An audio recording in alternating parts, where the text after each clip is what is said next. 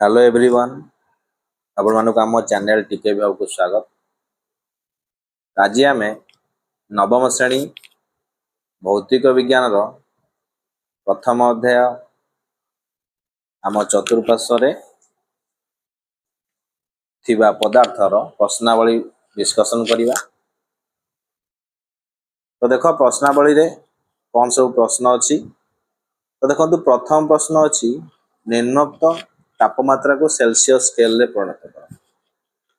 तो केल्विन ने दिया जाइछि ताको हमें सेल्सियस रे परिणत करिबा।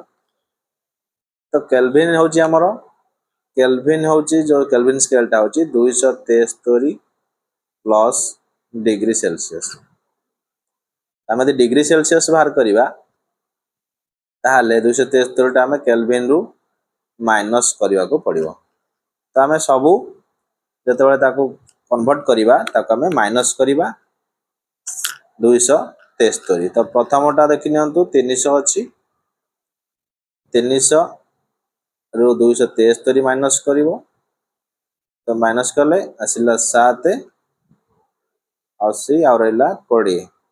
तो 27 डिग्री सेल्सियस हे गला प्रथम 300 केल्विन रो आंसर। सेही भरी भाबरे 470 माइनस 273 10 रु 3 7 6 रु 7 जाय परिबो 16 7 गले 9 3 दे गला 1। तो 197 डिग्री सेल्सियस हो जाउछ। सही परि भाबरे आमे 3 नंबर टा भी करिबा। 3 नंबर होची 237 माइनस 273। तो एटा बड़ हो जाउछ 273। तो 3 रु 7 जाय परिबन 13 रु 7 गला 6 एठेला 6 6 रु 3 गला 3। तो एटा बड़ थिबारु माइनस 36 डिग्री सेल्सियस। तो मन रखिला पिला माने जते बेले केल्विन रु हमें सेल्सियस करछे तो 273 माइनस करछे। 2 नंबर दउची निम्नोक्त तापमात्रा को केल्विन स्केल रे परिणत कर। तो आमे देखिथिले प्रथम सूत्र कहिथिले केल्विन होची 273 प्लस डिग्री सेल्सियस। तो आको कहूचे केल्विन रे परिणत करिया पला हम सबुते 273 मिसेबा। 27 प्लस 273 समाने आसी जिवो तमरो 300 डिग्री बा 300 केल्विन।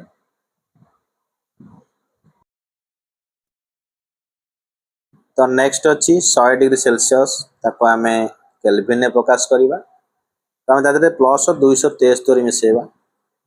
273 मिसेले हमर आसी जीवो केल्विन 373 केल्विन हे जीवो। बुझी परलो पिले माने। नेक्स्ट से बडा 273 केल्विन अछि। तो 273 डिग्री सेल्सियस अछि ताको आमे केल्विन करिबा प्लस 273 73 कले हमर आसी जीवो 273 प्लस 273 आसी जीवो 546 केल्विन। बुझी होची सेम देखो तापर 0 डिग्री सेल्सियस अछि 0 डिग्री सेल्सियस माने 273 मिसले आसीबो 273 केल्विन। माइनस 20 डिग्री रे जो 273 मिसेबो आसी जो 253 केल्विन। तै भली भाबरे आमे डिग्री सेल्सियस को केल्विन बा केल्विन को डिग्री सेल्सियस रे परिणत करि परिबा।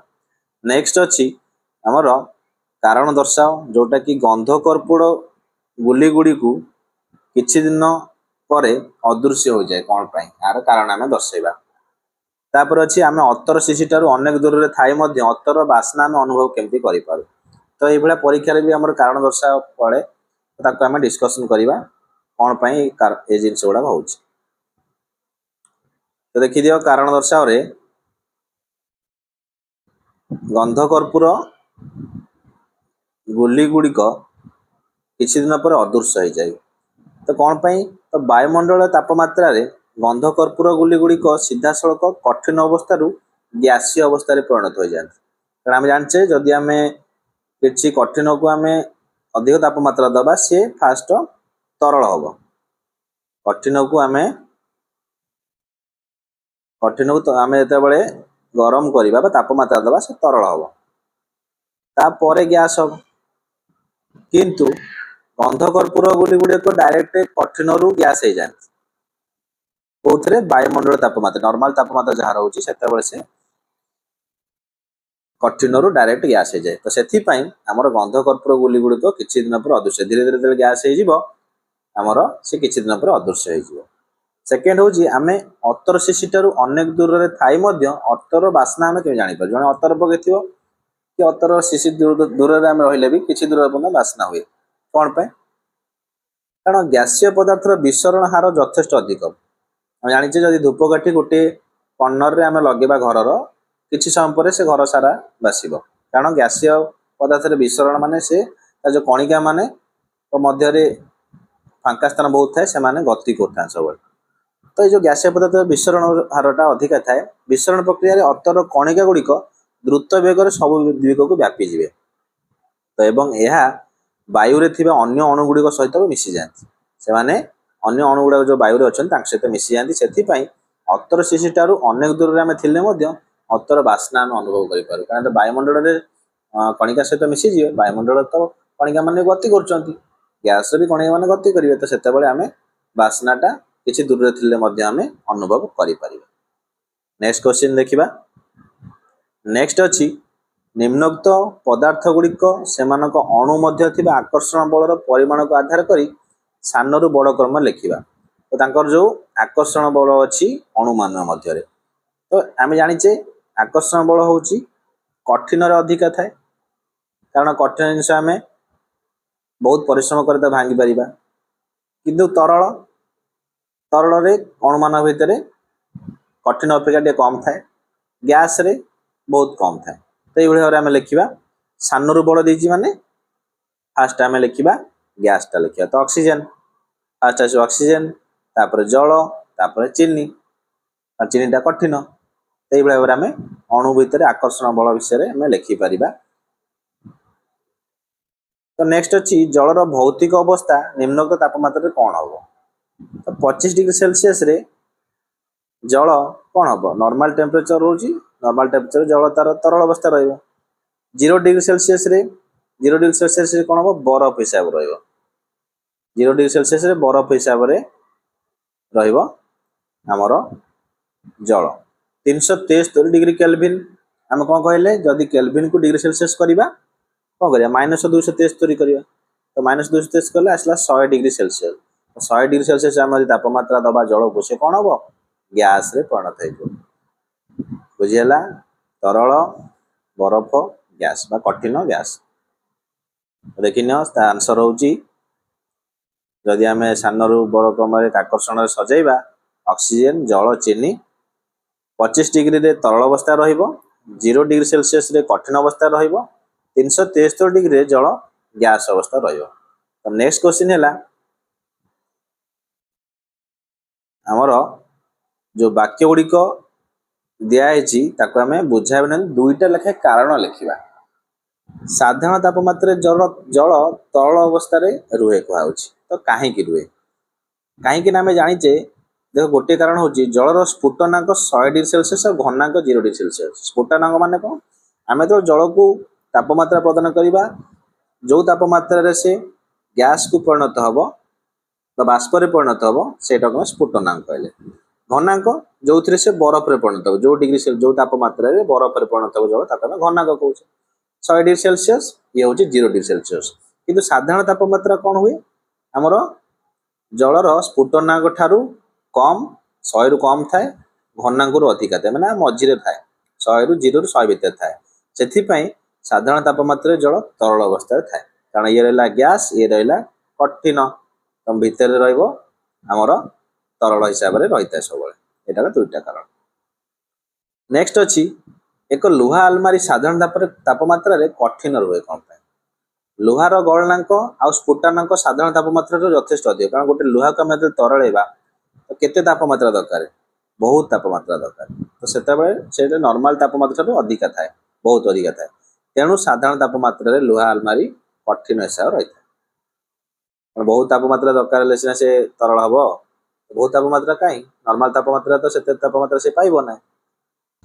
नेक्स्ट क्वेश्चन हूँ बरफ और जल उभय 273 तापमात्रा अच्छा ताहले आमर किए अधिक ठंडा जना पड़ो बरफ ना जल आउ कहीं तो देख जब 273 डिग्री 273 केल्विन जो तापमात्रा जल ग्रहण करिवो तार तापमात्रा वृद्धि पाइब कारण जल तो नॉर्मल अच्छी गरम कर 273 केल्विन हो गला से सी तापमात्रा ग्रहण कर किंतु बरफ जो आम तापमात्रा दबा से कौन कर निजर अवस्था कठिन से तरल परिवर्तन पर ताप ग्रहण कर फास्ट जो कठिन अच्छे कठिन तरल हम यही अतिरिक्त तरलीकरण ताप जो बरफ अधिक ठंडा जाना पाए कारण से बरफटा तापमात्रा पाइला तरल हम किंतु तरल जलटा आगुरी थिला तरल तो सी अधिक तापमात्रा हो किंतु बरफटा तरल होची से ठंडा लगे से बरफटा ठंडा लगे किए आम शरीर में अधिक दहन सृष्टि करे फुटुवा जल ना बांफ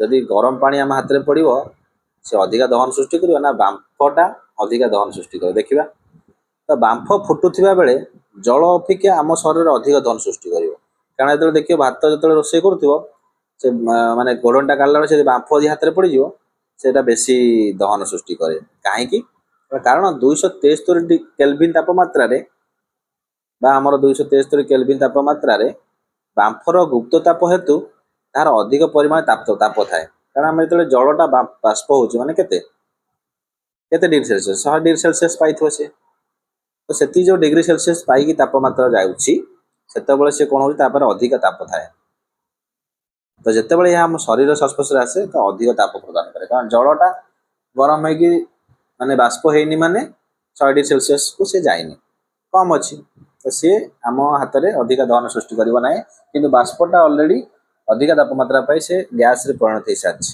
तो सी आमको अधिक दहन सृष्टि कर तो ये चित्र अच्छी देख ए बी सी डी दिखाई ना आम लिखा तो देख फास्ट कठिन जो तरल हम आम कौन करवा गलन करवा माने जो अधिक तापमात्रा दबा से धीरे धीरे तरल सृष्टि हो से प्रोसेस को आम गलन कहुए नेक्स्ट तरल रु कठिन तार विपरीतटा कौन हम कारण तरलटा मन जल जलटा कठिन हम माने बरफ हम तो यहाँ कौन हम हिमीकरण कहुए तो नेक्स्ट तरल रु गैस हेले बाष्पीकरण कहवा गैस रु तरल हेले आम कौन कला आम कह घनीकरण गैस रु तरल को आम घनीकरण कहवा डायरेक्ट कठिन रु गैस हो आम ऊर्ध्वपातन कहवा गैस रु कठिन से उल्टा भी से ऊर्ध्वपातन आसीज तो पे देखिनल ये प्रश्नावली आम प्रश्न गुड़ाक आलोचना करते जदि किसी डाउट थी कमेंट माध्यम पचारि पार आ वीडियो शेयर कर जो समस्ते बुझीपारे आज धन्यवाद।